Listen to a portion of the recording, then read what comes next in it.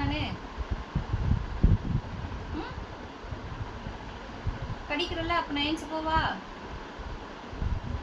நான் போறேன். பாய். கடிக்கிறல்ல உமாவ? கடிச்சிட்டு நக்கி தரல நீனு? அவ்வளோ தெரியுது உனக்கு? சரி நான் போறேங்க. பேச மாட்டேன் அஜிமுகிட்ட இனிமே. சரியா? அஜிமுகிட்ட பேசவே மாட்டேன் நான்.